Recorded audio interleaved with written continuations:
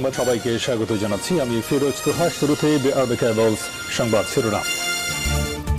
Israel ফিলিস্তিন পুরোদমে যুদ্ধ চলছে, আর এই যুদ্ধের সর্বশেষ আন্তর্জাতিক গুরুত্বপূর্ণ আপডেট সংবাদ জানিয়ে দিব। ইসরায়েলকে এখনো সতর্ক হওয়ার আহ্বান জানিয়ে যাচ্ছে যুক্তরাষ্ট্র। এরপর জানিয়ে দিব জাবালিয়া ও রাফা শহরে চলছে প্রচন্ড সংঘাত। আলহামদুলিল্লাহ, আরও 2 সেনার মৃত্যুর কথা স্বীকার করল ইহুদিবাদী ইসরায়েল। এরপর জানিয়ে দিব রাশিয়া ইউক্রেন যুদ্ধের তথ্য।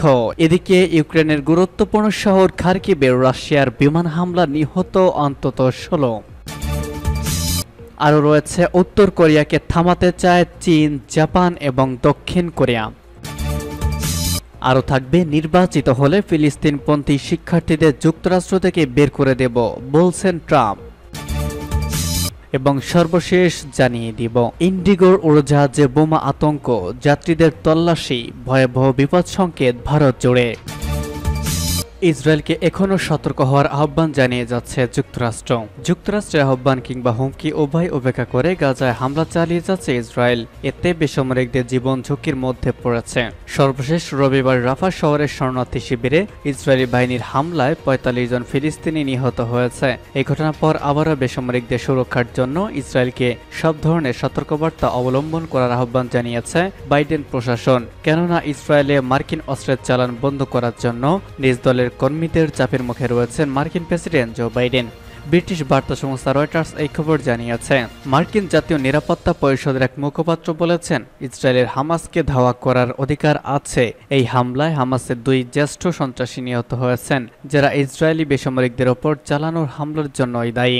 এ সময় তিনি আরও বলেন, তবে এই বিষয়টি আমরা স্পষ্ট করে বলেছি, ইসরায়েলকে অবশ্যই বেসামরিকদের সুরক্ষার জন্য সম্ভাব্য সব ধরনের সতর্কতা অবলম্বন করতে হবে।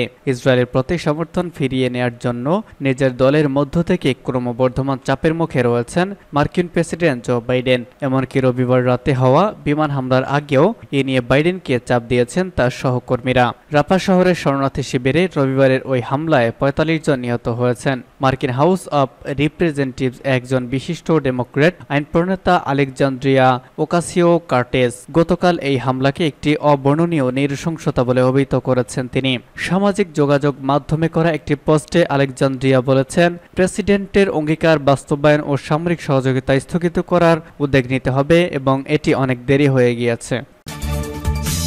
জাবালিয়া ও রাফায় চলছে প্রচন্ড সংঘাত। আরও 2 সেনার মৃত্যুর কথা স্বীকার করল ইহুদিবাদী ইসরায়েল। অবরুদ্ধ গাজা উপত্যকার ঘনবসতিপূর্ণ রাফা শহরে ইহুদিবাদী ইসরায়েলের আরও 2 সেনা নিহত হয়েছে বলে স্বীকার করেছে দখলদার ইসরায়েল। ইসরায়েলের বর্বর বাহিনী এক বিবৃতির মাধ্যমে তথ্য জানিয়েছে, নিহত 2 সেনার নাম স্টাফ সার্জেন্ট বেতজালেল জিভি কোভাচ এবং স্টাফ সার্জেন্ট শাহার সোদাই। 2 জনের বয়স 20 ও 22 বছর। এর মধ্যে বেতজালের গত 22 মে উত্তর গাজার বেইত হানুন এলাকায় হামাসের হামলায় আহত হয়েছিল।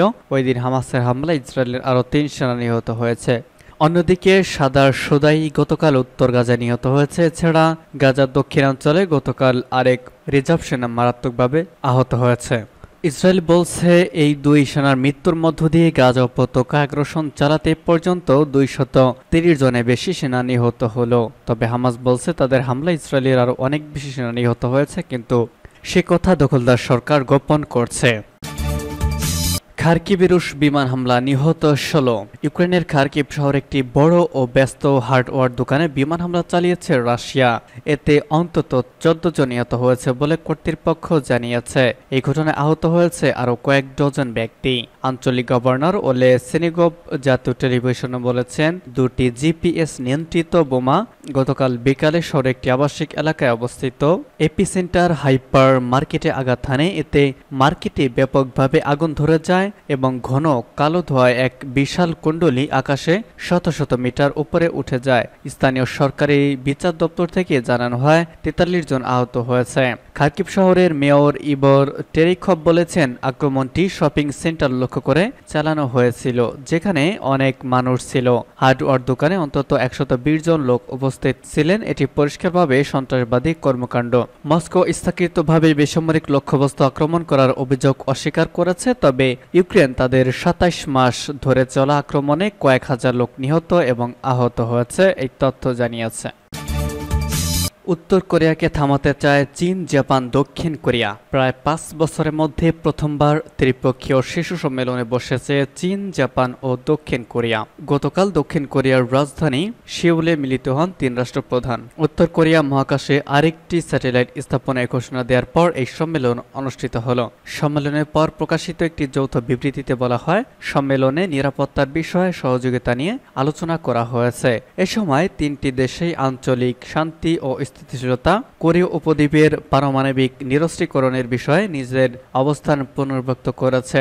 3 রাষ্ট্রপ্রধানের বক্তব্য, উত্তর কোরিয়ার পারমাণবিক নিরস্ত্রীকরণ ও কোরীয় উপদ্বীপে স্থিতিশীলতা বজায় রাখা তাদের সাধারণ স্বার্থ ও দায়িত্বের অংশ। সম্মেলনে উত্তর কোরিয়ার নাম উল্লেখ না করে সব পক্ষকে উত্তেজনা কমানোর আহ্বান জানিয়েছেন চীনা প্রধানমন্ত্রী লি কিয়াং। উত্তর কোরিয়াকে দ্বিতীয় স্পাই স্যাটেলাইট উৎক্ষেপণের পরিকল্পনা বাতিলের আহ্বান জানিয়েছেন দক্ষিণ কোরিয়ার প্রেসিডেন্ট ইউন সুক ইউল ও জাপানের প্রধানমন্ত্রী ফুমিও কিশিদা। দক্ষিণ কোরিয়ার প্রেসিডেন্ট তার উদ্বোধনী বক্তব্যে বলেন, ব্যালিস্টিক ক্ষেপণাস্ত্র প্রযুক্তি ব্যবহার করে যে কোনো উৎক্ষেপণ সরাসরি জাতিসংঘের নিরাপত্তা পরিষদের রেজুলেশন লঙ্ঘন। এমন কর্মকাণ্ড আঞ্চলিক ও বৈশ্বিক শান্তি স্থিতিশীলতাকে ক্ষতিগ্রস্ত করবে। এদিকে কোরীয় উপদ্বীপকে পারমাণবিক নিরস্ত্রীকরণের পরিকল্পনা একমত হওয়া দক্ষিণ কোরিয়া, জাপান ও চীনের নিন্দা করেছে উত্তর কোরিয়া। 3 দেশের যৌথ এই ঘোষণাকে ভয়াবহ রাজনৈতিক উস্কানি ও সার্বভৌমত্বের লঙ্ঘন বলে দাবি করেছে কিম জং উন প্রশাসন। এর আগে চলতি বছরের 27 মে থেকে 4 জুনের মধ্যে মহাকাশে স্যাটেলাইট উৎক্ষেপণ করার ঘোষণা দেয় উত্তর কোরিয়া। প্রতিবেশী জাপানকে এই পরিকল্পনার কথা জানায় পিয়ংইয়ং। গত বছরের নভেম্বরে তৃতীয় প্রচেষ্টায় প্রথম গোয়েন্দা স্যাটেলাইট কক্ষপথে স্থাপন করেছিল উত্তর কোরিয়া। নির্বাচিত হলে ফিলিস্তিনপন্থী শিক্ষার্থীদের যুক্তরাষ্ট্র থেকে বের করে দেব, বললেন ট্রাম্প। নভেম্বরের নির্বাচনে পুনরায় নির্বাচিত হলে ফিলিস্তিনপন্থী বিক্ষোভকারীদের শিক্ষার্থীদের যুক্তরাষ্ট্র থেকে বের করে দেবেন বলে মন্তব্য করেছেন সাবেক মার্কিন প্রেসিডেন্ট ডোনাল্ড ট্রাম্প। নির্বাচনে প্রচারের অর্থ জোগাড় করতে অর্থদাতাদের সামনে একথা বলেছেন তিনি। খবর ওয়াশিংটন পোস্টের। নাম প্রকাশ না করা শর্তে এক সূত্র ওয়াশিংটন পোস্টকে জানিয়েছে, 14 মে থেকে এক অনুষ্ঠানে এসব কথা বলেছেন ট্রাম্প। দাতাদের সঙ্গে বৈঠকে ফিলিস্তিনপন্থী বিক্ষোভ দমনের অঙ্গীকার করেছেন ট্রাম্প। ট্রাম্প বলেছেন, আপনারা তো জানেন দেশে অনেক বিদেশি শিক্ষার্থী রয়েছে। কোনো শিক্ষার্থী প্রতিবাদ করলে আমি তাদের দেশ থেকে বের করে দেব। তারা যখন এ কথা শুনবে তখনই তারা সংযত আচরণ করবে। তিনি বলেন, আপনারা যদি আমাকে নির্বাচিত করেন, যেটা আপনাদের করা উচিত, তবে আমরা এই আন্দোলনকে 2025 থেকে 2035 বছর পিছিয়ে দেব। গাজার বিরুদ্ধে যুদ্ধে ইহুদিবাদী সরকারকে সমর্থন করা ওয়াশিংটনের নীতির বিরুদ্ধে দেশব্যাপী শিক্ষার্থী ও শিক্ষকরা বিক্ষোভ করছেন। নিউ ইয়র্কের কলাম্বিয়া বিশ্ববিদ্যালয়ের ক্যাম্পাস থেকে শুরু হওয়া ফিলিস্তিনপন্থী বিক্ষোভ এখন ইউরোপ, অস্ট্রেলিয়া ও এশিয়া সহ বিশ্বের অন্যান্য অংশের ক্যাম্পাস এবং একাডেমিক প্রতিষ্ঠানেও ছড়িয়ে পড়ছে।